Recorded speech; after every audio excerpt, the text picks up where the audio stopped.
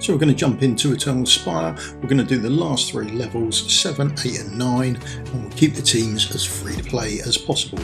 We are only going for the 12 out of the 16 because we just want to maximise the number of flawless crystals we get. That is the object. Right, let's jump into the video.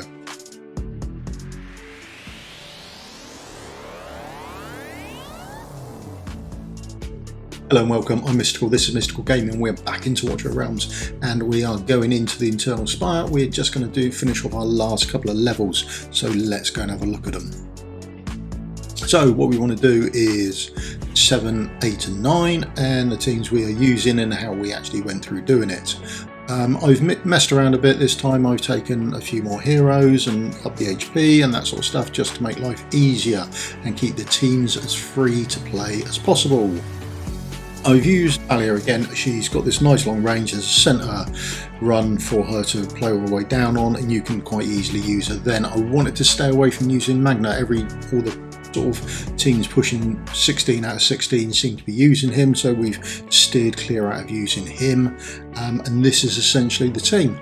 I've got a Cultist Lord in here to boost the damage. You can use anyone you like. If you've been playing long enough, you've got a Buzo, so you can put her in there. And essentially, the only other issue is Aatrox. I've been using him a lot. I do really like him. We've chucked Greed in because I'm quite enjoying playing Greed, actually. He seems quite nice and tanky. Does a fair amount of damage, so he's in the team as well. But essentially, Alia, we use her all the way through. I don't know who you might be able to get away with any old AoE mage, but I don't know. So she's quite vital to it. Aatrox isn't overly vital. You could use anyone you liked, really. It's just he got the ability to come around quicker and he doesn't cost a lot, so he's quite easy to use. Healer, any old healer you like, really. Makes no odds. I've just used Vortex.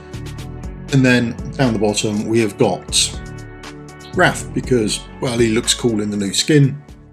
And we've got Volker, just aids that bit of healing as well. And that's pretty much the team makeup. Again, Gluttony could be used with any hero you like, any fighter you like, really. And that's about it. That's the team. Let's jump into the run. I'll jump out of the way. Okay, so when we jump in, first things first is we hit it up to 2 times speed because it's a slow start. Right. Then we're looking at Alia again. Now, another map, one long straight line, and they've recently released this champion. Just a must to put down there. Click on auto. We want her to start banging this off as quickly as possible. And then after that, it's pretty much a wait and see. As she's now put a plant where I want to put Aatrox, I'm going to put Wrath down first. Now we're going to keep Aatrox there, and as soon as it's possible to place him down, there it is, we will put him down there. If you can get him down earlier, brilliant, because it just died earlier, but we're after putting his water pool down there, because once that's down, it's fine. So if you put him down early, he'll just die a touch earlier, and that's all good. It won't affect the run for you. In fact, it'll probably work a little bit better. Now, we pick him back up straight away afterwards and we put him down, he starts tanking away down here. That's all good. Now we need a bit of healing, so we've got Volker coming up behind Wrath, and that's just going to supply us with that extra touch of healing that we require. We slow down to 1 times speed at the moment. We are just waiting on Aatrox killing off here. He can kill this off, then we can start putting a healer up there and we are in a very good place. Now Alia is still coming along this line and she is still helping us out with DPS in the centre. So that's good news for us. We can put our healer down a touch early because that plant is all but dead, and we can remove Aatrox. Now, we've still got everyone in a good place. We've still got Alia coming along the centre. She's going to DPS the mobs down for us. And now we've got a healer and we've got Volker to stop all the mobs coming back through. If we get time, we should just be able to get Aatrox up here and he will block a few, then he'll die, and then he will help kill off with his floor AoE. There he is, dead again. His AoE is there ticking away quite nicely, just helps kill off the mobs for us. Now I've got enough time, I'm going to put down my next fighter going down. I'm using Gluttony at the moment. Gluttony at the moment because I just want to keep trying him out, and he's good. I'm enjoying him. He's very tanky, good fighter, heals himself quite substantially, all good. Aatrox, I'm just going to put him down to take out this one up here. I probably don't need to, but I just like a nice clean screen and it helps out. So we're just using him up there to clear off that last tentacle. And the rest of the DPS is going down fine. We can speed it back up now. We're in a very good place at the moment. We've got enough tanks and healers and all sorts of stuff going on. We can use a Buzo in a minute if we want to. Don't need to, but I mean we can use her if we want to. Just wait on that last tentacle to come down. There it is. That's gone down. We can place a Buzo down and we can get rid of Aatrox again. There we go. Should we want to use him, if we have another 30 seconds left in the fight, we can chuck him down. We've lost Gluttony, no big shakes. There's enough damage going down. There's enough DPS there. So it's not a big issue for us. We've got 2 left to do. These are our last 2 mobs. If we want to, we've got extra DPS to put down, but essentially the fight is all over. And there's our 12 points. That's the minimum we need. And we're all good. And no Magna. So there we go. All cleared. That is all we want to do. Get our 12 points, move on, maximising our flawless crystals. Okay, here we go for stage 8. Now, stage 8 is the easiest stage I think that you're going to be able to achieve all 16 on. I haven't pushed it yet. I don't know, didn't seem bothered to do it, but I mean, I probably will later on. Now, what we're after here are some champions that have a very particular set of skills. Skills they've required over a long career. Skills that make this stage a nightmare for them. Right, who are we looking for and what are we talking about?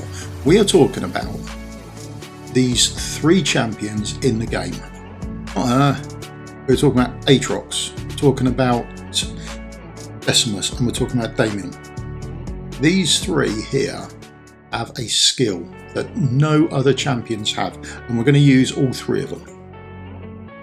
So the skill in question is quick redeployment. Only these champions have it. Aatrox. Damon, he's got it as well. Quick redeployment.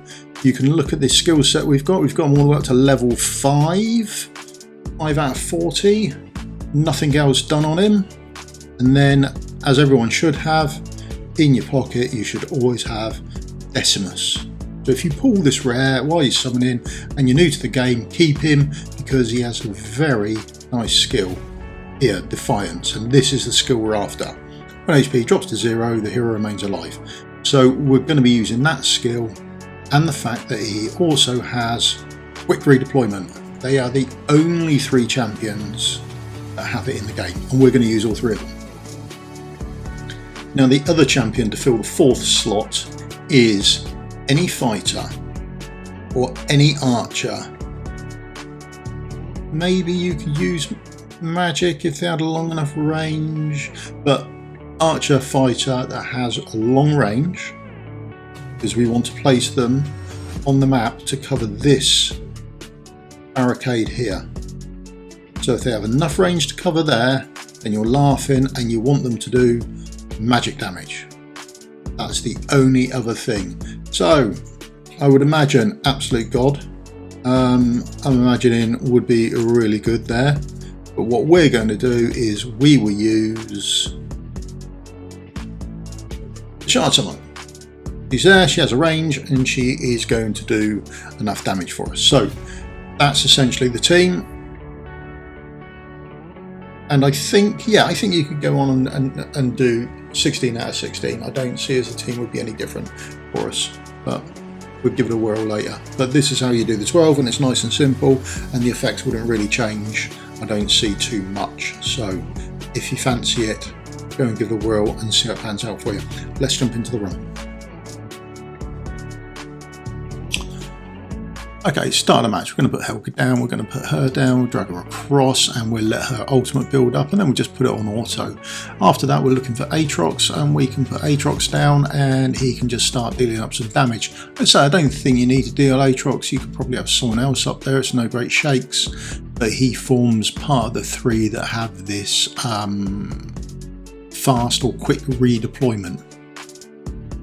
Now, here's Decimus. He's going to go down there. Now I wait until the mob has actually started to turn. Once they've started their turn, I then place him forward and let him go, and then he will kill the mobs for us. And once he's killed them, I recall him and get the coin cost back. I don't think you need it. You can probably do this fight without worrying about the coin cost, but I think it is probably a good practice to be in, where you get the coins back as and where you can. I think it's just a good standard to keep your gaming at, particularly here where a lot of places they do make it tricky for the coins. So if you can get every little bit back, then you should do it.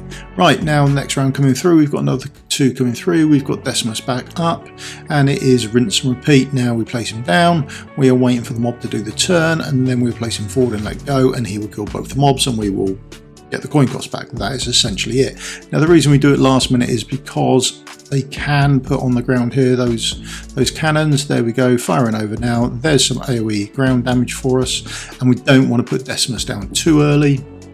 We place him down as late as possible. We don't want him taking that ground effect damage and then triggering into his ability before we require him to. So he goes down as late as possible. There's Aatrox ready again. We can place him back up, and he will now start doing damage again for us.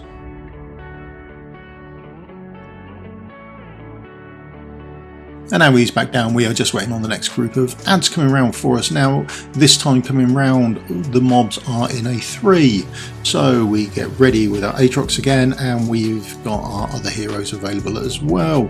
There's the ground effect going down. We won't take any damage from that because we haven't put anyone down yet. So this is the first time we will let Decimus die. So there's the turn. We place Decimus down. He takes out as many ads as possible. Now he only has to do the bounce here realistically, so we could pull him back there. But we let him die, and then we put Damien down. Damien's down, off. Mob kills himself by bouncing off him, and he is removed.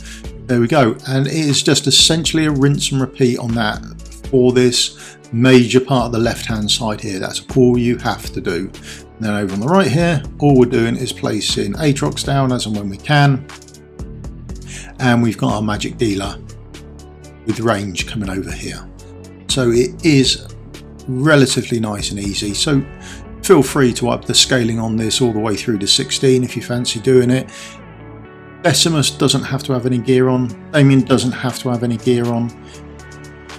Just wait for the turn. There we go. And we release. There we go. Aatrox is ready. We can put Aatrox up there now. And the other thing we are going to be waiting on is,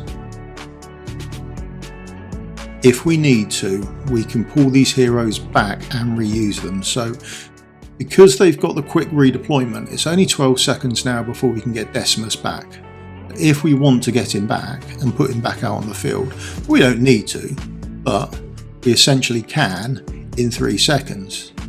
There he is there. Let's put him up there. So if we put Decimus here, if you are a bit harder up and this is a little closer for you, you might want your hero here to start using their ultimate or save time for their ultimate. So you can put these ads up here while you're just waiting on the ultimate to build up. So do we make it to the ultimate? Ooh, yeah, just about there.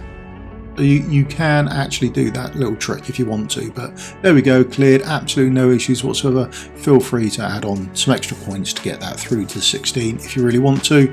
Nice, easy stage. Aatrox is possibly the only issue you may have getting. The others don't need gear on them. I mean, there's absolutely nothing on him, so you should be able to clear that quite easily.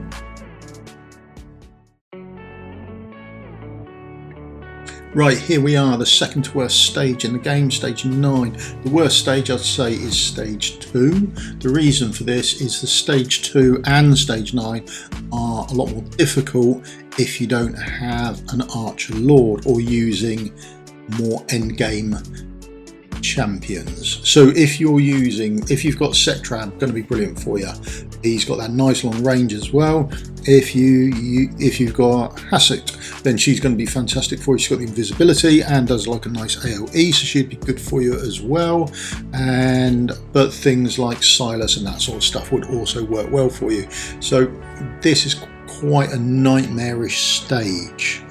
Boris, I think, would work fantastically as well while I'm on it. A nice big AoE, nuke everyone on the map. So yeah, there are champions out there that would be really good. Obviously, we haven't used them.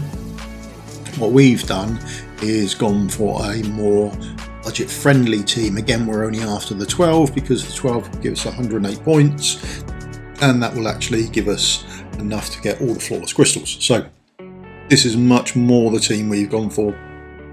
We don't use them all. Some are in there for redundancy if there's an issue, that sort of thing, but essentially they're all there as more of a free-to-play option, and you can mix and match. So we do want a Archer Lord, we do want that extra range. We've stuck Luria in there, and she's, you know, fine. We may not even actually use her in the fight. She's just there for that Lord skill. Idril, absolutely fantastic. So if you're new to game, you pull an Idril, absolutely max her out. Stick all the rest of your Idrils in there, get her A5 done, you will not regret it. Everyone's in there. I mean, we can use any older sort of archer who does some AoE damage or is quick firing. Yeah, he's there because he does a certain number of skills for us, but there are plenty that can do that. Healer wise, we're using Hollow. Hollow's in there to do the healing, which is quite nice, but she also does a bit of rage regen as well, so we thought we'd use that up. On the bottom run, running from right to left, we have got Maul. Maul is in there because he does a shed load of damage. He's got a nice long, wide range to do it, and it's quite long, so he's quite good, and we quite enjoy him. And if you get Maul, feel free to max him out. You will not regret it. Fantastic champion. And then we've got our two here. I'm using Ai because I like to put the Crystals of Death down. I think she's a really good champion.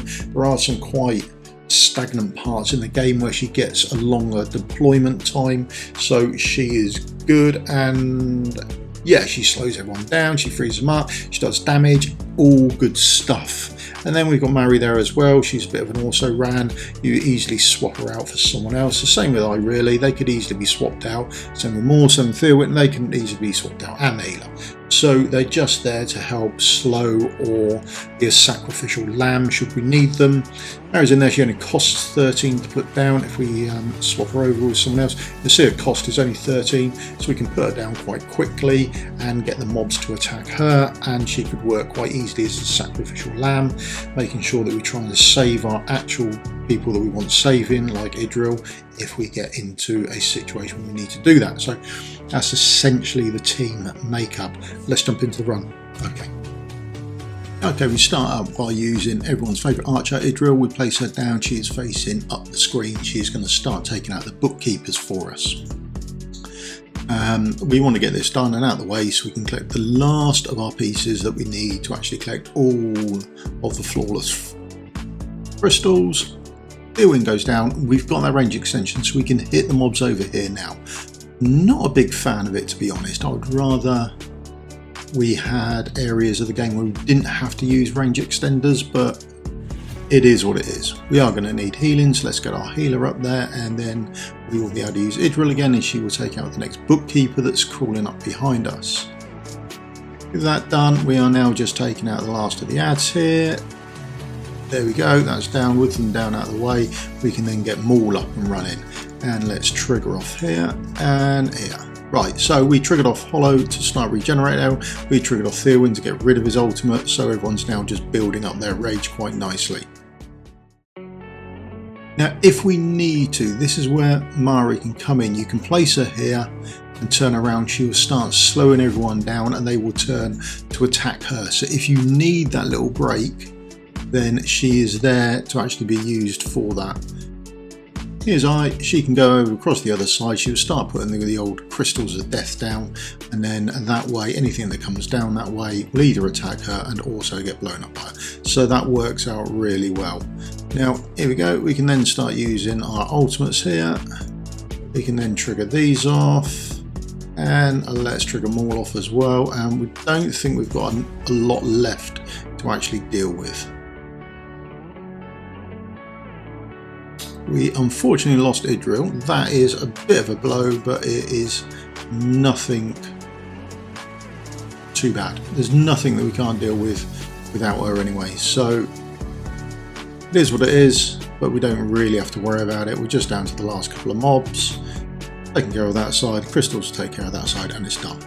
Done and dusted, but without using proper endgame legendaries. You want to be using your Siluses, you want to be using Cetrams, Hassats, that sort of thing. It really is much harder to make it more of a free-to-play team. That's it done, 12 done there across them all. That gives us 108 points, and we have managed to collect all the flawless crystals from here, which is fantastic, which is all we wanted. Other places I've done, I've gone on and done the story mode here. I've done up to stage 10. Chapter B, I haven't really done much with it. I haven't pushed as hard as I can. Not enjoying it. Done up to 8. I haven't done 9 or 10. Maybe I'll get around to doing them at some point. But I've got enough of what I want, and what I want is the artifact. So that's that done. There's my 4,000. Right, thank you very much for your time. Please leave me a thumbs up, like and subscribe. That would help me out massively, and I'll see you all in a video again soon. Till then, happy gaming.